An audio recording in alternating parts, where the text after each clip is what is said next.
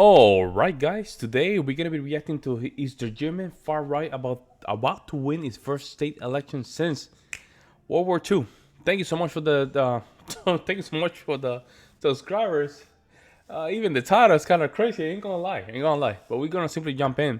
Make sure you like to subscribe, guys. We're heading to 4,000 subscribers. Jump in. Could see a far-right party win the most seats in post-war German history. Branches of the AfD, or Alternative for Germany, are classified as right-wing extremist by Germany's intelligence agency. But the party is projected to make big gains in the eastern states of Saxony and Thuringia. The mainstream conservatives and a new populist party could also put on a strong showing.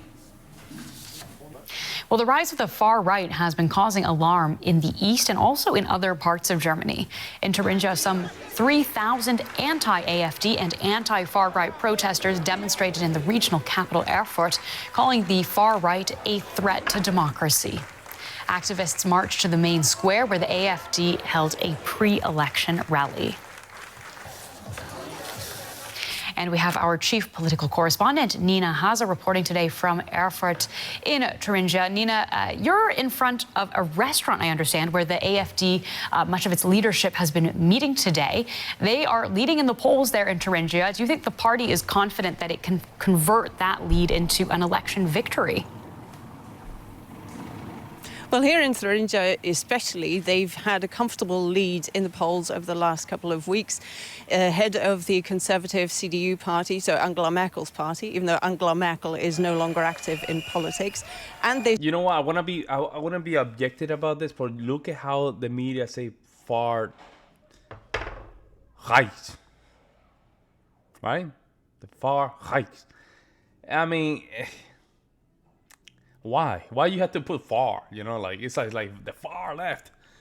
There's no need to that. Can we just hear the constituent instead of just putting all these these kind of titles and things?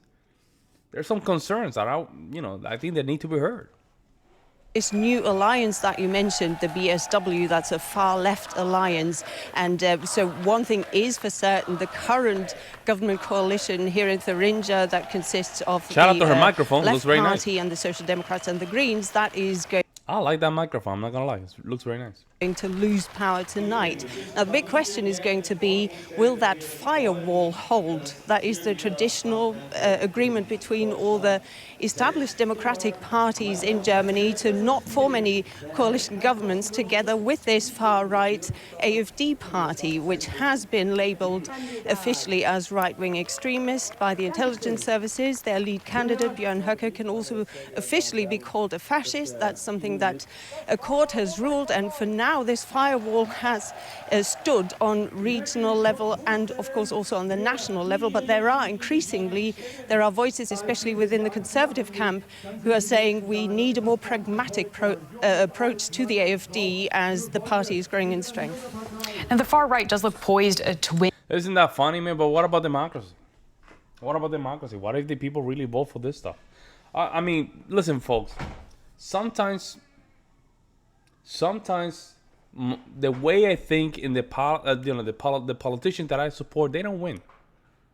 It's just how it is, man. I take the L, move forward. But it seems in this region they're like, no, you. So we have to try everything to take you away, man. But what about democracy, right? Like crazy stuff, huh? Win in this state's election. Can you explain a little bit what is behind this shift that we are seeing? Well, as always, there are several factors. There are the particular demographics here in this region with lots of young, educated people leaving the state. But there's also the decisions by the government in Berlin when it comes to Ukraine to support Ukraine for as long as it takes in its defense against Russia's aggression. And that is something where criticism of Russia is a lot less strong here in Thuringia. So a lot of unpopular decisions being made in Berlin that people here simply don't understand, where they say we don't want this anymore. Now, that could, of course, have given the left party a big boost, and the very popular state premier, Bodo Ramelow, where the majority of people here say he's a good man. We would have voted for him if you could vote for him directly. But no, he's tied to his left party, and that in turn has been galvanized and pulverized almost by this new movement by Sarah Wagenknecht, the Alliance, a very charismatic figure who's new on the political horizon in the sense that she's founded her own party and very much campaigning on this issue of war and peace. You've mentioned this firewall aimed at keeping the AfD out of coalitions. It seems that one way to keep them out of government intervention would be an alliance between the CDU, that's Merkel's party, as you say, and this new Sarah Wagenknecht alliance. Can you tell us a little bit more what that would look like? That is the big question, because, of course, they do not agree on anything when you look at their party programs. Yes. Having said that, the BSW's party direction is not clear. It's a very new movement. It has a very limited amount of members so far, but they could become the kingmakers tonight, that is for sure. And they've already announced that they would even vote together with the AfD if the AfD presented some reasonable law drafts, as they put it, if it came to that. And that has so far been a taboo for all the other parties. Another place where the AfD is expected to perform quite well is in Saxony. Michaela, you're reporting from there. Can you tell us more broadly what their success indicates about the state of... Nothing about the constituent. You see what I'm saying? Nothing about the concerns, nothing about the policies, nothing about this. This is what this sometimes, and this goes to both sides, right? It's not only one side. This is what I call the theatrical political scheme. Meaning that it's all about these things are very superficial.